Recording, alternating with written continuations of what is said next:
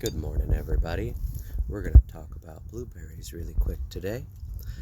This is my Blu-ray blueberry bush. I've had it for about 2 years. This is the second season I've had it.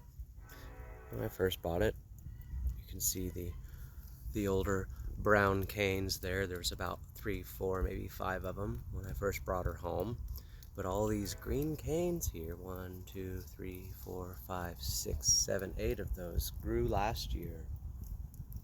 These guys did. They grew last year. And I've got some fresh ones growing right now for this year.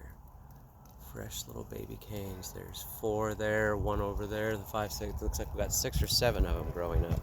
Now, fresh canes on a blueberry bush, for those of you that don't know, can be encouraged to grow if you hill up like you do to a potato plant or a rhododendron on the bottom.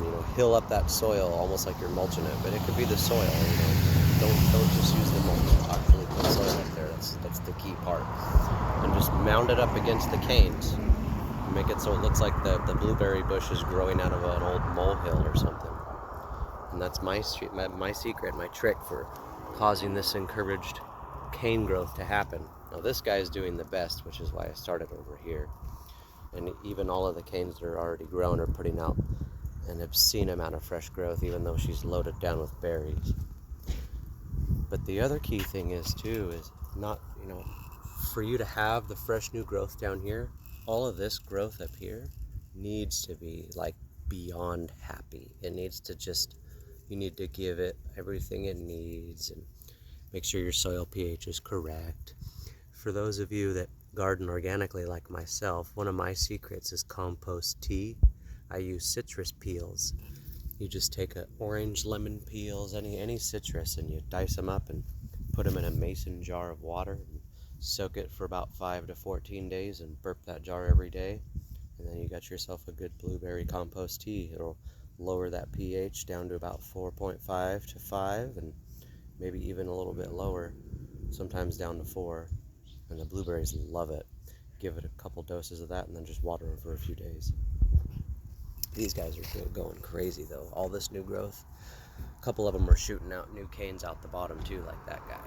But for those that aren't, they have all this beautiful new growth that's just looking amazing this year. So I thought I'd share that with everybody.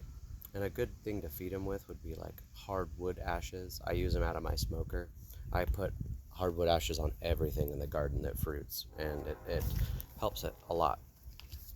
Things that fruit need a lot of potassium and magnesium and calcium and things that are in hardwood ashes that don't burn in a fire, minerals and things that they need them, just like we need certain vitamins and minerals. Just like humans will get scurvy without vitamin C. Bushes will get sick too without enough vitamins and minerals. It's a lot of diseases that you see on your plants in your garden are probably because certain micronutrients are missing.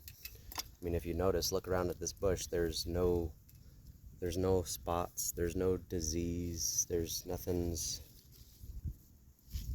looking funky about it at all. That's a good sign that you're having healthy soil, because healthy soil is going to make the plant healthy, and in turn is going to make you happier because it's going to give you a lot more food. So anyways, thank you for stopping by today, and if this video was helpful, please let me know, comment below, like, share, and subscribe, and I'll continue making more videos. Bye, everybody.